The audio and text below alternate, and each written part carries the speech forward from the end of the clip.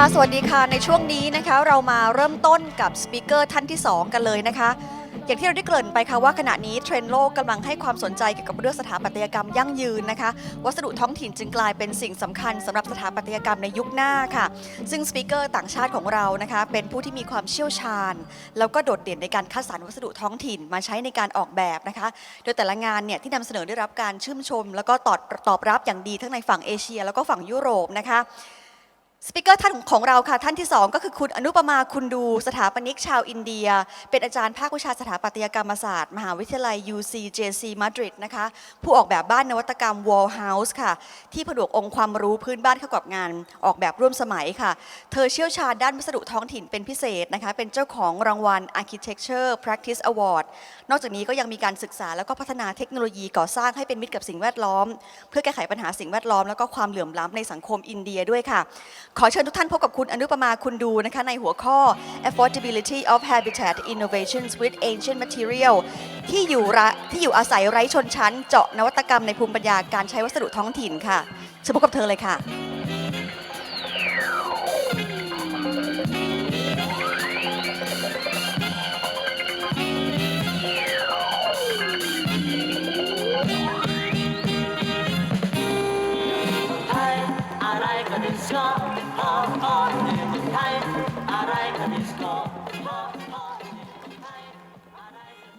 Good afternoon, everyone.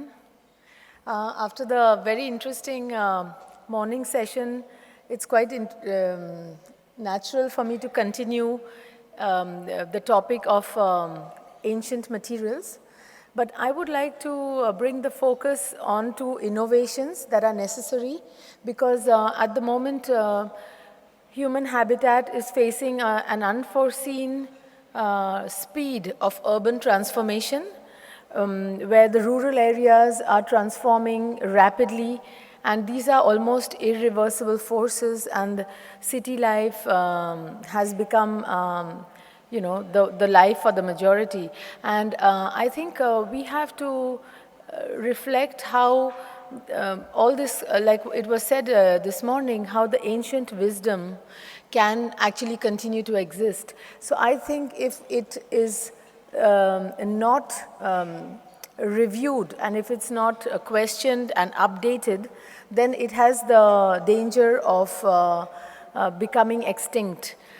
I think in that kind of spirit, I would like to talk about the problem of affordability of habitat, because the fact that people who lived with very simple lives in the villages are all over the world are actually moving to cities, which means that our current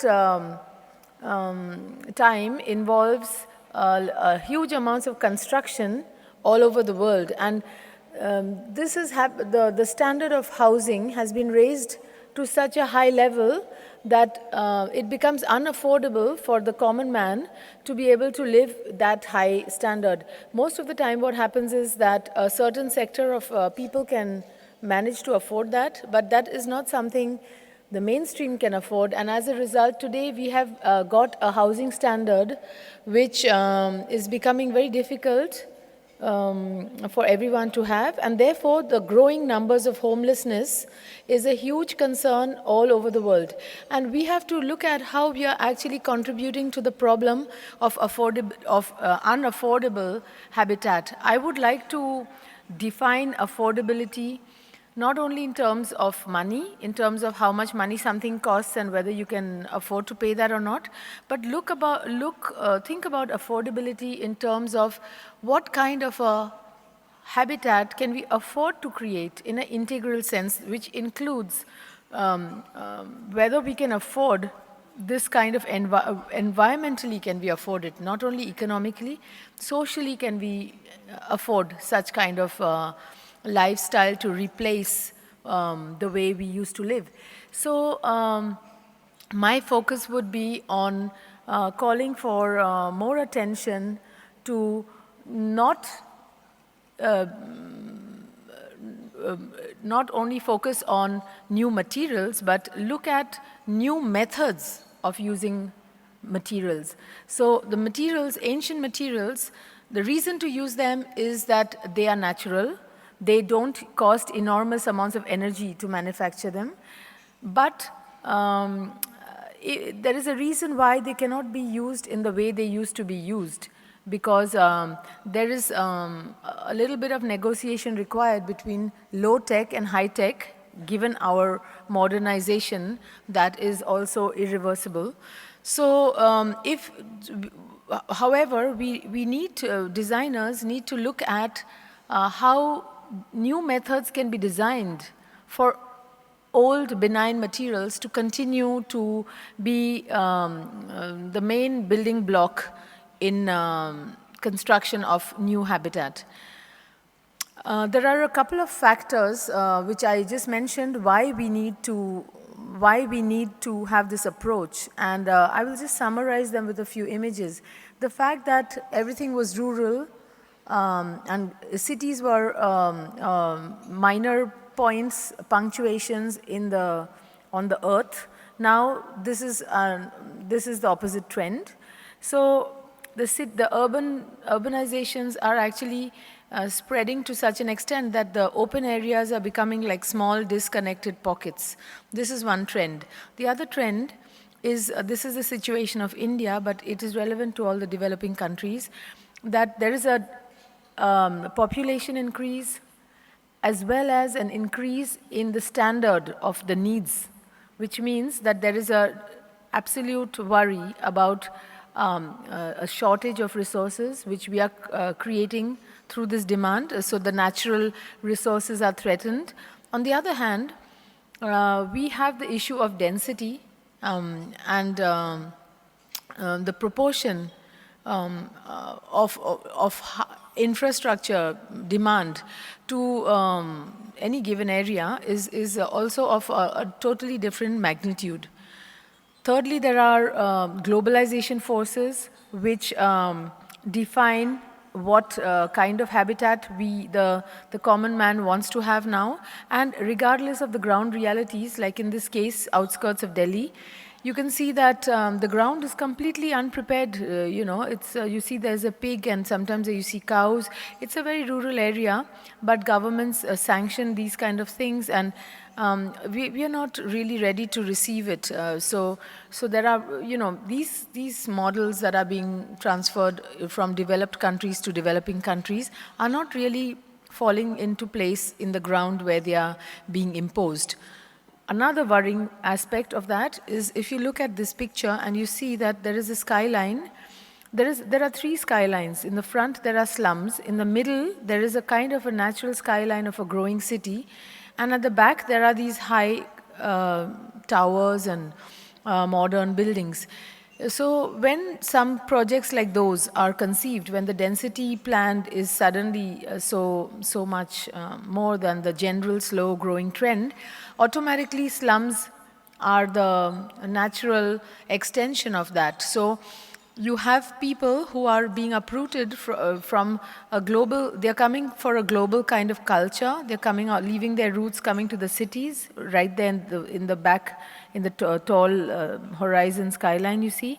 In the front you see that kind of activity is generating employment and calling for more people to come and participate in the construction. And that's why you have this kind of enormous amounts of migration from places, even though the people who come here, they find jobs, but they do not find they cannot afford the habitat in the cost. So that the fact that urban poverty is entering, it's very different from regular poverty, because urban poverty is created in spite of the fact that people work for more than 8 hours and they have overtime jobs and everything, and they still cannot afford to have a housing and healthcare and whatever education for their children. So these kind of mega developments, it's good to have the whole kind of overview of the situation and know why material innovations are required. This is another very worrying factor. Most of the cities all over the world have, as a result of what I said before, have resulted in a skyline where the urban form is divided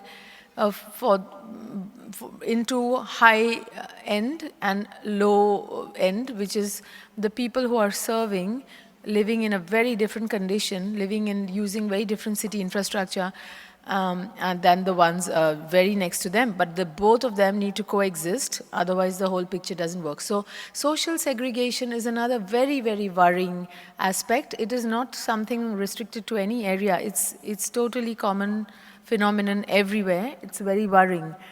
So we really need to look at our conventional standards and define them so that it can really be something for all, not only for the elite.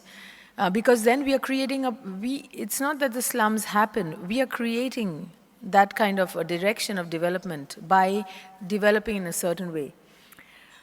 Finally, there is a question of all the local culture, the rich culture of the various ways of building, local wisdom and local skills in how to handle various materials. All of this is too quickly being replaced by reinforced cement concrete, which is a very, very, it's become like a vernacular material now. Everybody's using it for the smallest park bench. Everything is over-designed.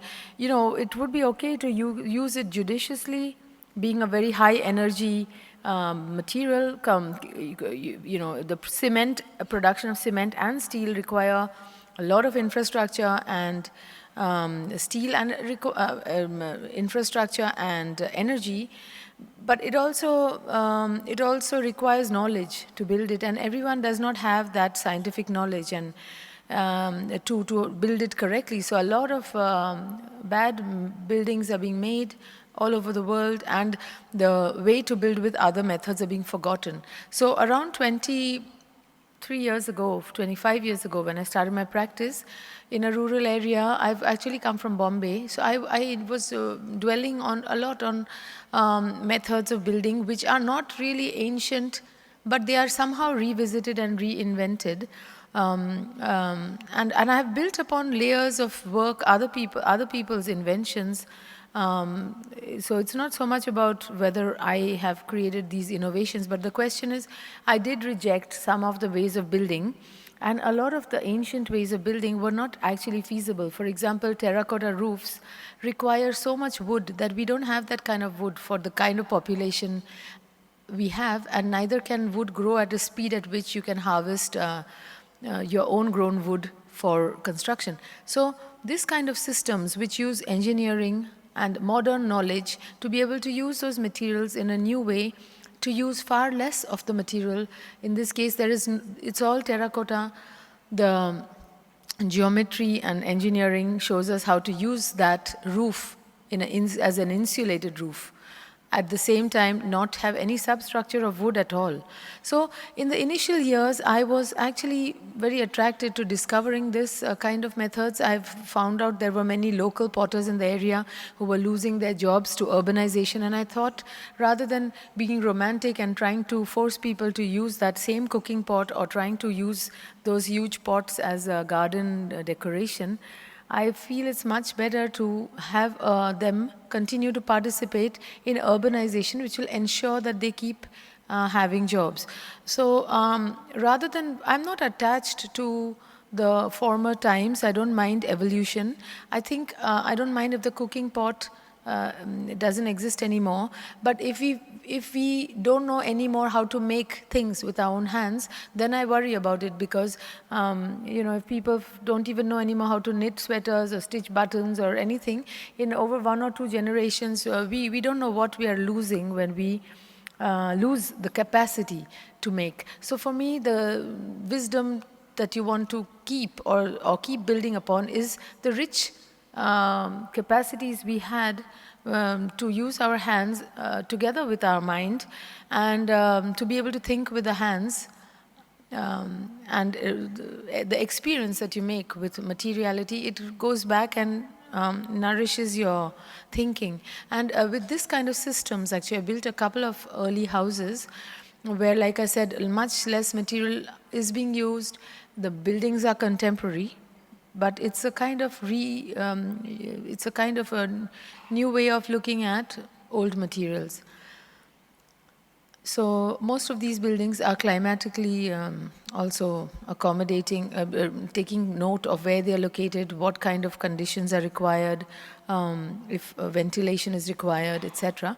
It has a modern look which comes from the fact that it spans the roof in a modern way, and people can relate. Modern people as well as traditional, rural people can also relate to this kind of building because they can see themselves in it, both of them.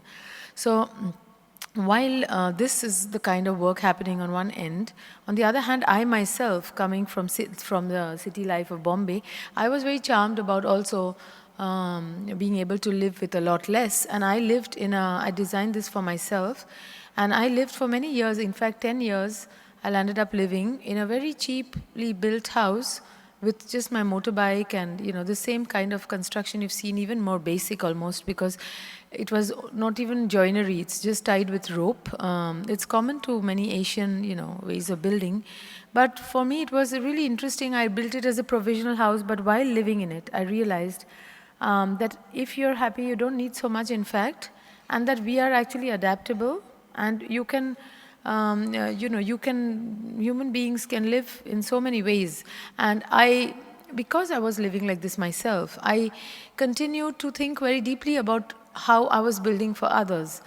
So I did a couple of, for instance, these are examples of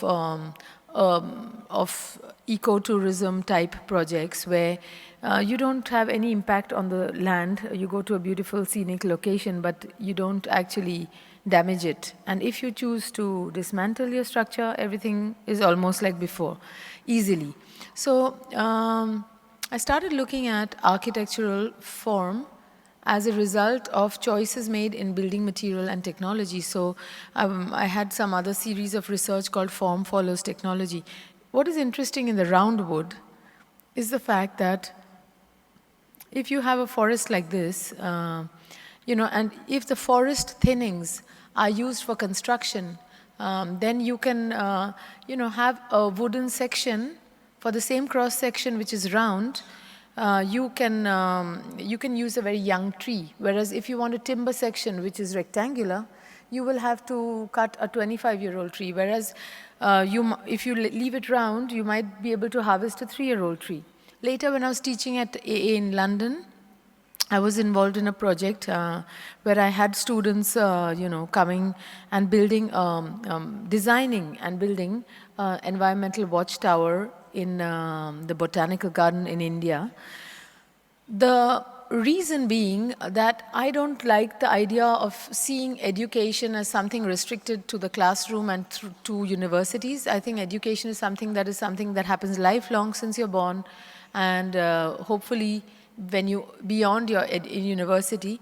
And I think neither, on the other hand, one should think that knowledge is only held in the university. It's held by all the people, and wisdom is held by lots of people who work with their hands or develop things and work in various sectors of life. And I think students can benefit greatly from architectural education, and that is the way I like to teach. If they let me teach in that way, this is what is my approach, that I would like students to, during their education, confront 4 realities. One is confront real materials, confront real scale, confront real place, and confront real people. Not to think of theory and graduate and then go to practice, because I want that confrontation to inform the way they design. So it should not be separated. And through these methods, I have tested often, like in the case of the students in AA, everybody had to design, there was like a competition. We gave them a jury session of feedback, and they could fix their designs after seeing what doesn't work. And then the winning design was built by everybody in a matter of design and build in a matter of 10 days.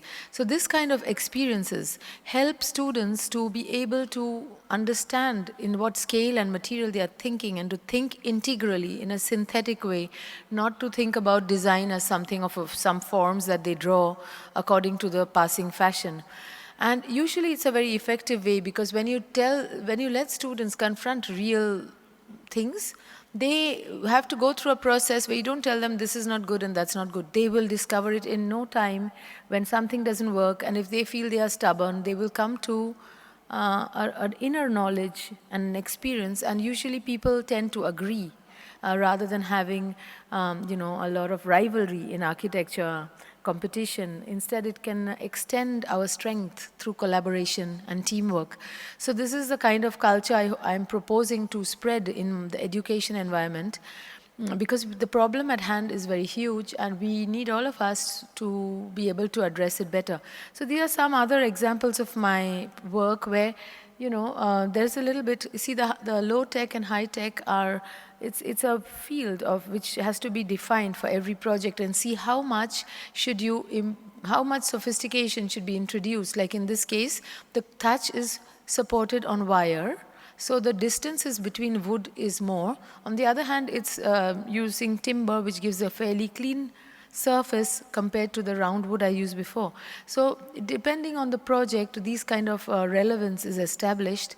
And all of these kind of houses that I have done, we stopped using ceramic tiles because they are not always necessary, and sometimes we bring the habits into rural areas, and you just see there are many ways of building floors, and you can make your own floors, and we revived some of the knowledge that exists in making old cement floors with pigments. Sometimes we have used our own pigments from the local area, coloring this cement with the local earth, and just bringing information of the place into the architecture, so that the architecture is grounded in the immediate reality where it actually exists, even if the idea of that living could be a more global one, because the culture now is quite global. It must still be anchored in a place so that it feels more harmonious.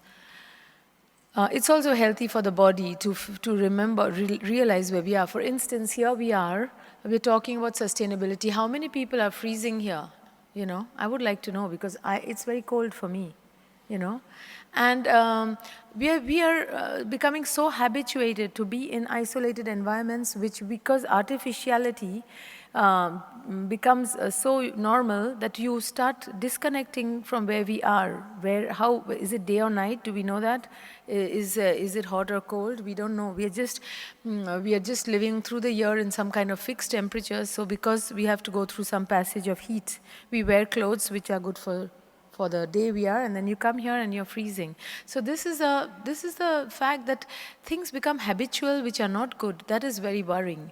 And it's very important. If the previous presentation was really important to help us realize that we belong in a larger landscape. It's good for our health, and modern technologies are great, but let us be clever and use the one which are benefiting us. What is the point in taking over things habitually to this extent, where we are using the air conditioning to make us uncomfortable rather than to make us comfortable, for which it was invented. So you can't blame the technology. We have to blame whoever we are, who are accepting to live like this, or who are not questioning it, because we become numb, and that is dangerous. We have, this conference is great because it helps us to review what is knowledge and what is wisdom. It's not about habit, it's about awareness. And at every moment, we can manipulate and decide what to take from the past, which is relevant to us. And the new layer has to be a gentle layer built on top of it. And we don't have to take something from totally dislocated areas without critical review, directly entering all areas of our life and making all of us uniformly uncomfortable. For example, you have when you make handmade bread, sometimes it's burnt, sometimes it's a little raw. It's it's maybe not perfect, but you see the taste is every day, you know why it happens.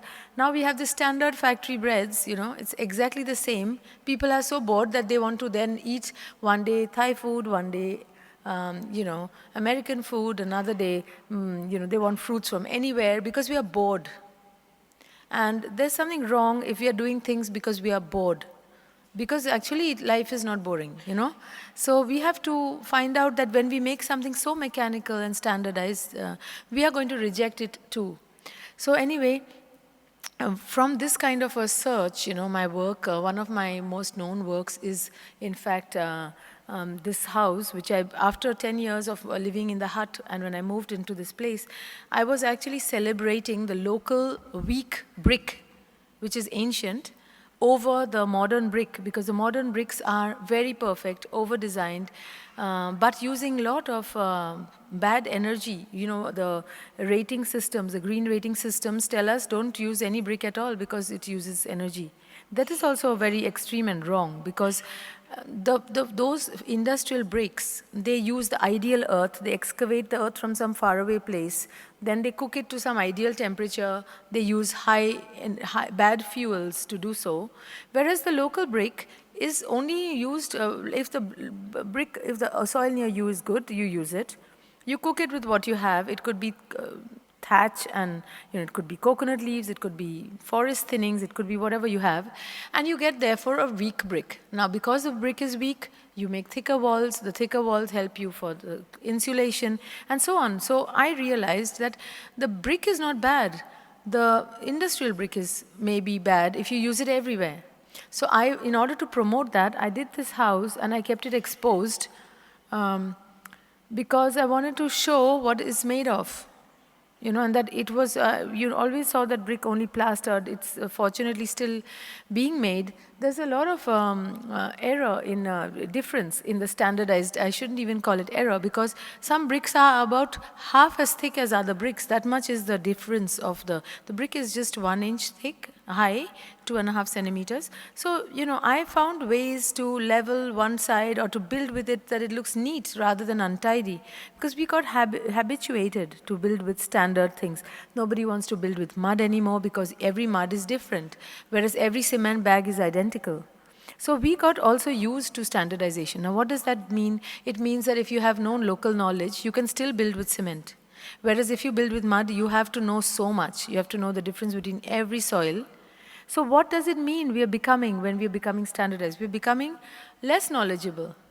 And people don't want to calculate, and engineers don't want to do all that. They want to calculate only RCC because they say they don't know how to build with brick anymore. They don't know how to calculate the strength because they'll have to do hundreds of calculations as opposed to put some figures in the computer and in an hour have the results. So we are, I think, doing certain things also out of lack of knowledge, and we are hiding behind standard products. So I would like to expose this kind of thing because this is a room for reflection, and see whether these conveniences are out of laziness, out of lack of knowledge, and also out of short-term profit thinking rather than long-term. So this house was actually, it's a very contemporary plan, a very contemporary house. The landscape is an integral part of it. It's built, it has 7 different type of roofing systems. All of this, the windows and doors, there is different layers. Like we have a sweater. If I'm hot, I just take off the shawl. If I feel even more hot, I roll the sleeves. So you can do that also with the building. You don't, you have a mosquito screen. If it's not mosquito season, you can use it to break the glare in the afternoon. In the monsoon time, you have less light because it's clouded. You move them aside. You can use the glass louvers. So I don't think standard solution is good because the weather is not standard throughout the year. So let's design those scenarios and be comfortable throughout the year. So this was the way this house was developed. And everything that was tested here, including this filler slab, which was made to like a lost shuttering, where the form work can be very basic. It doesn't have to be a fancy form work.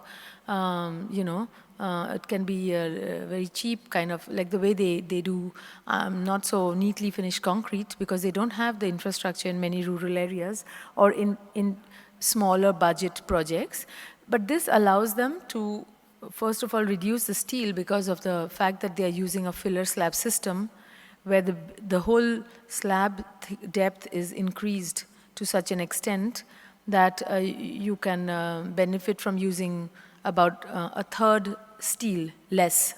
And then you can, and to lighten the slab, you have these voids. But the voids, or this kind of material, helps you to have a lost shuttering. So you can pour your concrete directly on a surface These are also again cooking pots which are being made but definitely almost extinct. Those people are struggling to sell them. So I have used those kind of solutions that you saw in my house before. My house was a lab, it was a testing ground for a whole lot of technologies. And I tried to, actually at that time I was doing much bigger projects of different sorts, and I was testing things there because apart from me having to learn whether things work or not, the engineer, etc., the craftsmen also need a place to learn how to do it, like the rehearsal, before the real thing. So in several projects that were happening beside the wall house, which I showed you, was actually this kind of very low-cost housing scheme. These houses cost around $3,000 about 10 years ago each, and they were built very, very frugally, counting each and every brick that was spent almost. And they used rammed earth from the place. The rammed earth itself was used in a very modern technique with a little bit of 5% of upgradation through cement, 5% cement fused into the mixture. But also the way of making this were like monolithic panels of aesthetics are more like concrete. I think it helps us to speed up the construction, still use earth buildings, but there is a modernization which comes from within it rather than going for just a totally different conventional modern building method. So I did several housing projects. This one was called the Urban Eco Community. These kind of housing projects focus on collective living, and by sharing things, reduce, instead of saying, how do I build for less rupees per square meter, it's like, how can you share rooms with other people in the place so you need less square meters and still keep to a certain quality of construction. The wastewater treatment plant was made and the soil was excavated, and these kind of walls were constructed to spend the soil from the place, and it also involved community participation. This is another very important thing, is that if people don't relate to the way the buildings are made, like when you go to a building site like that, you don't know what's going on, you start becoming numb. It's very important that you understand how things are made in your environment, whether it's food, whether it's other objects one uses, or even architecture. So otherwise it's de-linked from the people. And then the skills which we have of building in every area, we are suddenly calling all these people unskilled. We think they have to have lots of education in order to be able to start building and have a job as a builder and contractor. So these are such roofing systems, hybrid systems, partly prefab, partly handmade, jack arch type trapezoidal hand extruded terracotta pieces. These are also organized. Principles of ventilation shown in the previous presentation were taken onto higher level. Similar principles applied on a couple of floors, huge umbrella. These are streets on upper levels rather than corridors and staircases. It's also a low-cost housing scheme, which is urban. So similarly, a palette of construction technologies were developed over many years, and now I often go to a place which is very different, but I can just take up the relevant, it's like having a grammar and a catalog, and you can take things that are relevant. If there are potters here, I know how to include them, etc. But the spaces can remain contemporary. So one of the more radical kind of experimentation I did was called building with fire. It involves building mud houses and cooking them. Instead of making the brick, the brick is made in a factory, in a kiln, or in a factory, depending on if it's low-tech or high-tech. And about 40% of the heat that you have to generate to cook a brick, 980 degrees, 40% of that goes into the kiln itself, and it wastes this energy.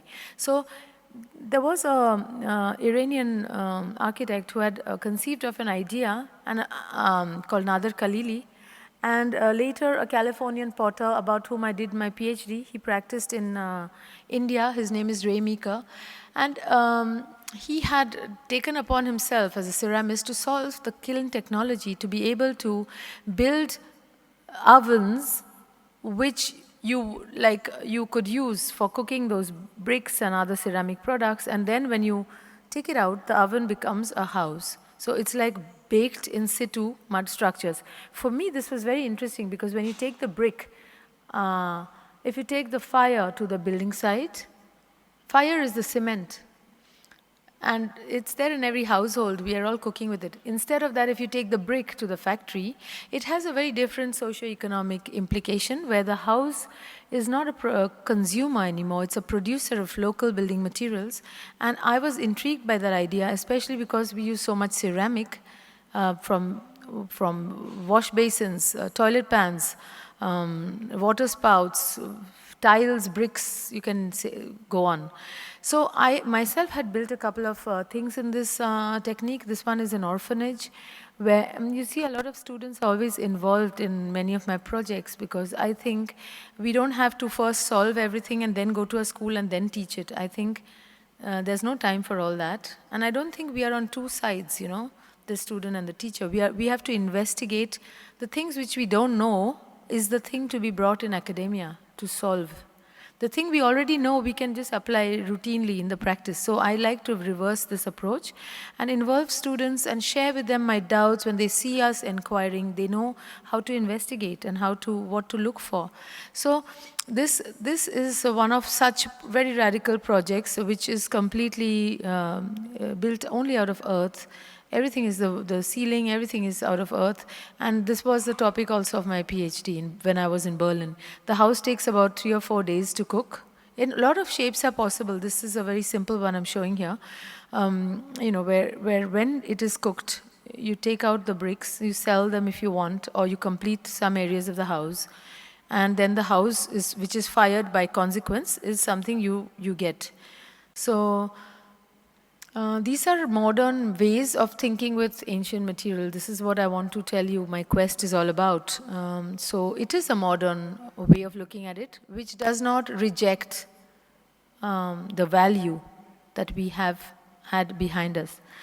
To complete the rest of the house, I'm often using materials from the waste or sourcing them from not material sector because they are much cheaper sometimes in the domestic sector. And you can procure, building can be made with all kinds of things, and a lot of waste could also be actually absorbed into construction. So, you know, you see a diverse amount of technologies here. Even there's a lot of use of ferrocement in my work. And in Bangkok, there is a lot of expertise with ferrocement already. And I wish I could have visited those areas this time, but I hope that some of you here are knowledgeable about it and will, at a later time, that I can contact you and, you know, come for another visit and share more, take more from what you are already researching. I would like to quickly show you the importance given in, you know, to my kind of research that in the international forum of the Venice Architecture Biennale 2 years ago, I was invited to participate under the theme of Common Ground by David Chipperfield, the director.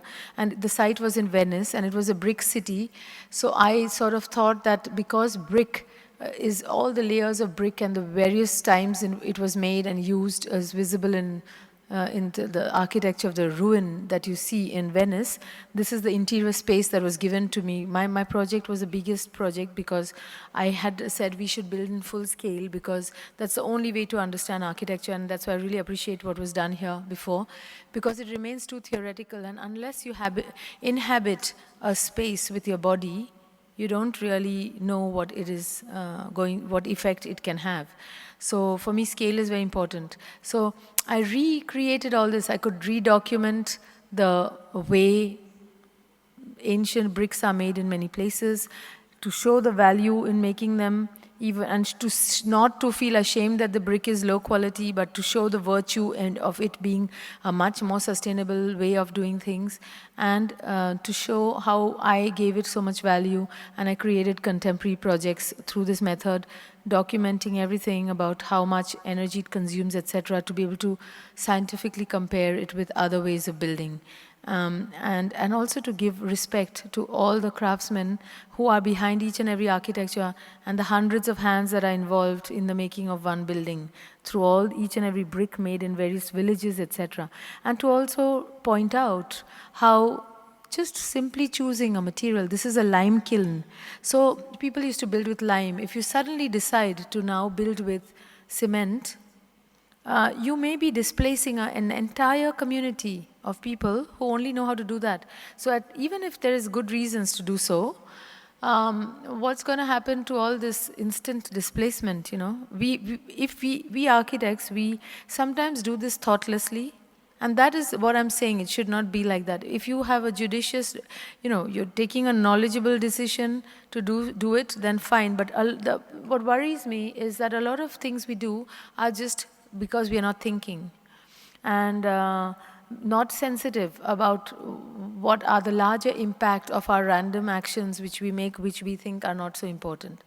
So in the case of this project of Venice, I had the opportunity, since I was collaborating with the University of Queensland in Australia, where I was teaching in Brisbane.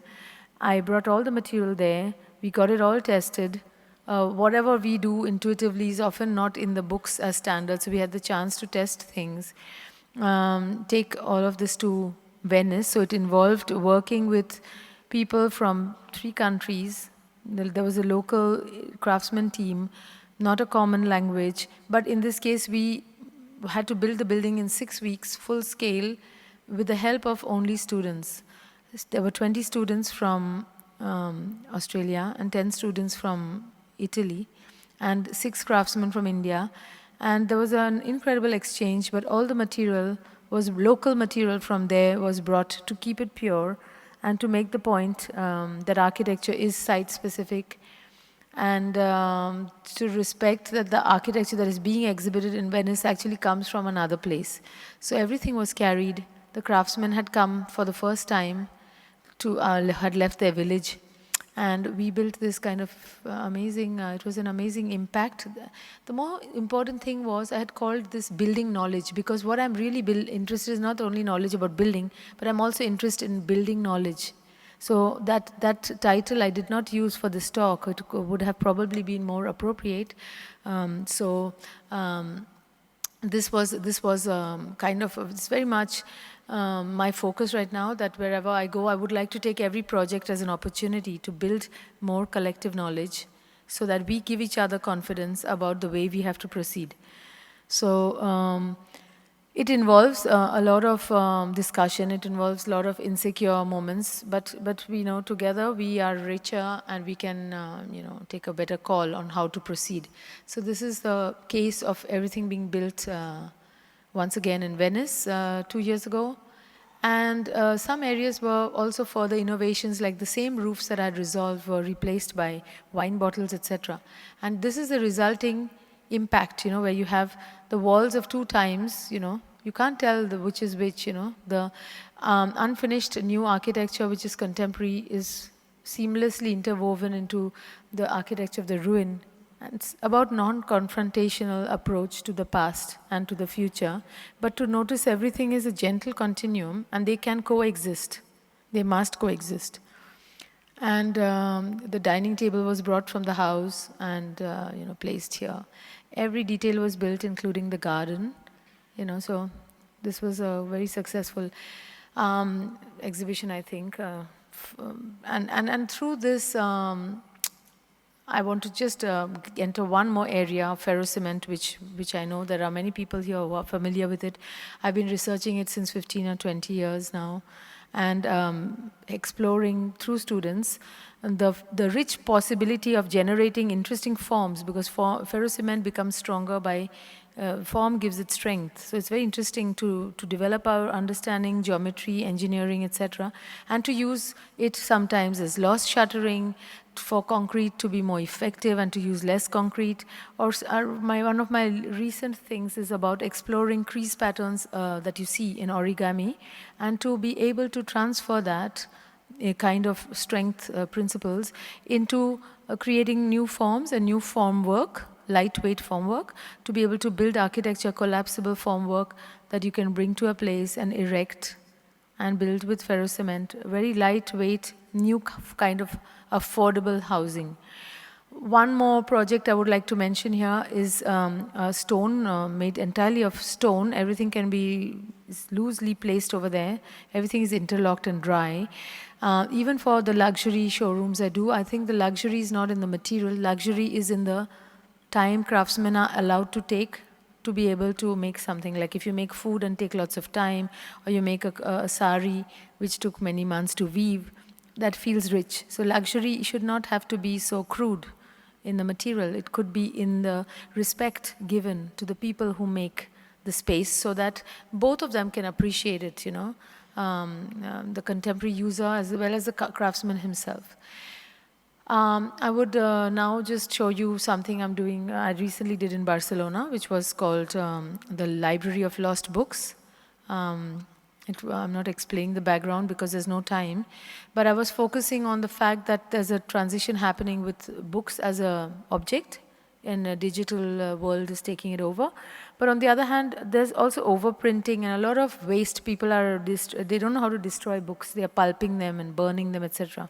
So I had wanted to use the books, redundant books, just as a theoretical, hypothetical building material, just for students to start thinking about any material in a new way, to use it as a strategy, not so much as a real material. But in an exhibition I recently did, this is what my students did. They made sofas out of books, and they made many, many things which, using books, in one direction it's strong to sit on it. It's very strong. It only folds pages, and the back is soft and like a sofa, spongy kind of thing. And I used, on the other hand, for my pavilion that I was invited to build in Barcelona, I used the Spanish technique of vacuum packing their ham, and I actually vacuum packed open books to stress the importance of building knowledge. So I thought that knowledge is important. It doesn't matter whichever form, we have to try to extend the life of books and of reading. So I took those kind of redundant books and I made roofs out of it, because we've cut so many trees to make books, and now if we don't want the books, I don't want to burn them, I want to make trees out of those books. It was actually an artistic project just to provoke thought, but it was meant as a reading place, without having any confrontation. If you want to read it digitally or read books, you can do whatever. But the importance of library is important in a city, because the importance of knowledge has to have a place and a building in a city. And this is also receding. We are all wondering what the future library would be. So this is that project where you see the books from outside, the cover, as if, as a shade, creating shade, because we need trees in the urban area, and trees take very long to grow. And from inside, you have these, in the evening, you can see the pages, you of course you cannot read, but it's just to suggest, to have the suggestion of reading above you. You're sitting under the shade of knowledge, and knowledge can make you free and take you to the next level. So actually my presentation is very well placed in this convention, which is focusing on knowledge, and I'm really, really very grateful to be here and see the amount of interest you have, and to see that there is a political interest to reflect on what is knowledge and what is wisdom. I would like to just end by mentioning and not really describing. I recently in Milan, in the new Milan Triennale exhibition, which is focusing on big chance, big change in Africa. We have been one of the 6 or 5 architects invited to envision new cities, and I have it's called my city plan. It's a model city, which it's called Inverse Functions, Reversing Trends in Urban Living. This is about these contain strategies of, again, negotiating between high tech and low tech and accommodating both of this inside future city planning. Everything can have its own place. I don't want to go into that city project, but I just want to end by saying that whatever we talked about today in the morning as well, about talking about the house, actually the same attitude and the same strategy is applicable to the whole city. It's not, the house is a building block of the city, and the house the city is like the house of a collective living for the city. So it's the same thing. And I think whatever you see in the overall will be the same in the detail. So it's whichever scale we work on for habitat, human habitat, future human habitat, we have to look at what kind of way of living is actually to be promoted. Can we afford to live in which way? Which way is it that we can afford to live for the future, that the future ensures a good life and a good city life for the next generation. And with that, I would like to end here, and thank you for your attention. Thank you. ขอเสียงปรบมือให้คุณอุปมาด้วยค่ะค่ะ Thank you for helping us better understand the innovations of raw and ancient materials. So next will be Q&A sessions, and we'll ask you in Thai. And Yes. you have to wear this for translation. Okay. เดี๋ยวช่วงต่อไปจะเป็นช่วงที่เราจะมาพูดคุยกับคุณอนุปมากันนะคะใครที่มีคำถามก็สามารถที่จะถามเราจะใช้ประโยชน์จากหูฟังนะคะเพื่อเป็นการประหยัดเวลาด้วยใครที่มีคำถามก็สามารถยกมือได้เลยนะคะเดี๋ยวจะให้เจ้าหน้าที่เดินไมค์แล้วก็ถามเป็นภาษาไทยค่ะแล้วก็คุณอนุปมาจะฟังจากหูฟังนะคะเป็นภาษาอังกฤษค่ะมีไหมเอ่ยงั้นเดี๋ยวเริ่มถามคำถามจากปาล์มก่อนแล้วกันนะคะอยากจะทราบว่าคุณอนุปมาเองเนี่ยสนใจเริ่มต้นสนใจเรื่องของนวัตกรรมของวัสดุท้องถิ่นเริ่มต้นมาสนใจได้ยังไงแล้วก็เพราะอะไรอะคะ I actually would like to say that I'm not really interested in innovation for its own sake. I used to like the quote of Charles and Ray Eames, who said that innovation, there's so many real problems to be solved that there's no need to have innovation for its own sake. You know, I really don't remember the exact quote, but I didn't go out to do innovation.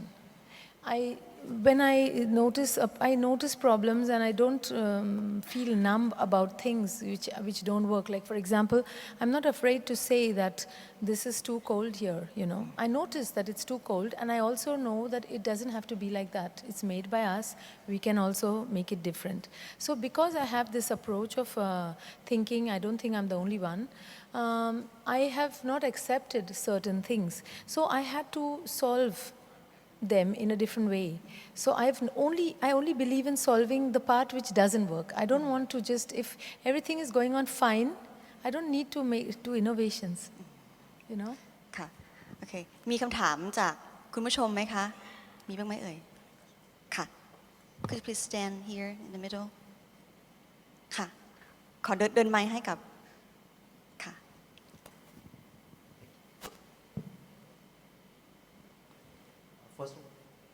First of all, I would like to thank you for a very interesting and fascinating lecture you have today. I'm not architect, but I'm very happy to be here. And my question is not about architecture. It's concerned about your idea that you said that for me, I think it is dangerous when people do or think automatically, or when people being get used to with the idea or with the way of life that they're doing every day. I think people does not think much, and I think this is what I have concern. And for you as the having experience dealing with this in several countries, do you have any suggestion on the way we can solve this problem, the way that we can make people aware or think that maybe something wrong with ourselves or our society, and the way that we said, oh, well, we are not numb, and we feel when we're confronting something wrong. Yeah, I wish I could give any very simple solution, but I obviously can't, because it is not only now that it is like that. I think people have always, the masses are always trusting the people who either they elect, or there are, you know, some people, a majority of people want to follow blindly, and I don't think that is too bad if they are following the right things, you know. So I think the onus is on the people who think whether or who lead and who set examples. For instance, there are changes that are being introduced by someone in every new landscape, and this is being done by some thinking people, and those people, if they, for instance, I have great hope in academia, because I think if universities are supported to really, because that's a place for reflecting, studying, thinking, gathering knowledge. If the university has a direct relationship to the corporate world or the people who, to the industry, and through the politics, if the three act together, I think it should not be as unsurmountable. And I think this kind of events is part of why, that's one way to be able to reflect on the way we are proceeding.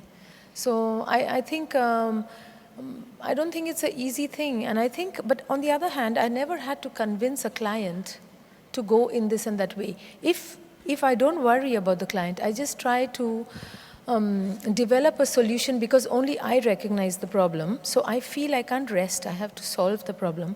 And if a client sees that, why should he not want a superior thing? So I have had the opposite experience, that when something is resolved and it's better, people actually want it. If we promote the ancient things in packaging in a way that, exactly in a purist way, sometimes people reject it, because the evolution wants something more to come to that. So I think it has to be revisited, and when you find the relevance, if you find the new relevance, and like the way I have sometimes intervened in a slight way, people notice it, and they, in fact, if you go to my area, you'll see a lot of things are built like in this kind of ways. So I think it will automatically, people will copy any trend. A good song, it's going to be like a virus spreading, in 3 minutes. If someone hears it, they want it. So I think, there's not enough really people are cynical and they have apathy and they feel, what's the use? But actually, we don't have to feel like that. Especially architects, we are always optimistic, because we are always, our job is to envision a new situation which is a better situation. So we can't afford to get, disillusioned. ค่ะเรามีเวลาสำหรับอีกหนึ่งคำถามสุดท้ายนะคะมีใครมีคำถามไหมคะ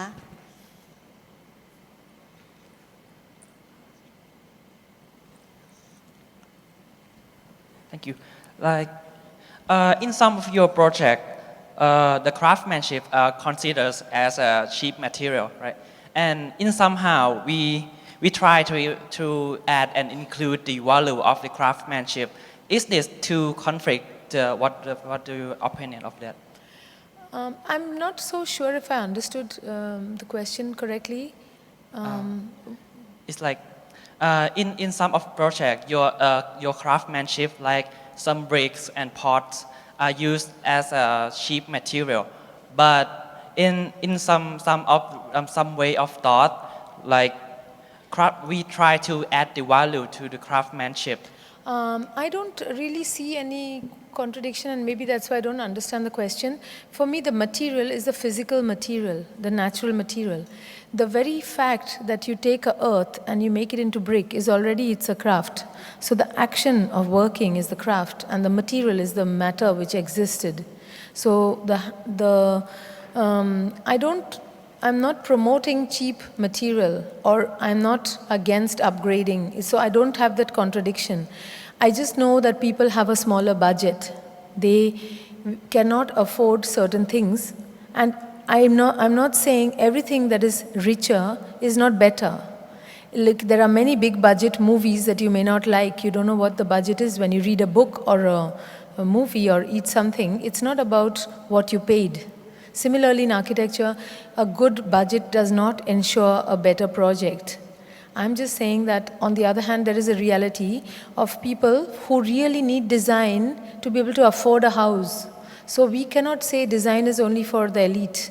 I feel I have to design for those people need it even more because they depend on design to improve their life. So in that case, I'm just saying I'm not there to downgrade the craftsman's salary to make it cheap. I'm just saying, keep the money in the local economy by involving people from the place. If I make, if I have a cost per square meter for a building that I allow, I don't just choose a material based on that. I think that if I bring this stone or if I bring a certain technology from, even if I spend the same amount, I will choose the one where the more material, more money is spent on labor than on material, first of all, because that I know is going to the people. And on the other hand, it's saving the environment. So if I spend my budget more on the people, then it's already good for everybody.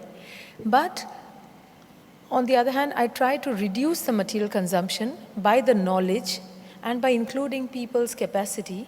So I have to, I want to save the money.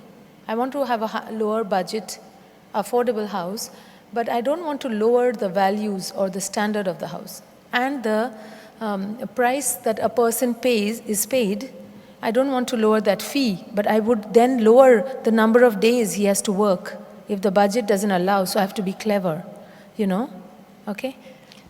I hope I answered it. Thank you for your Thank you. For your presentation and great presentation. Thank you for sharing your work and your experience with us. Thank you so much also. Thank you all.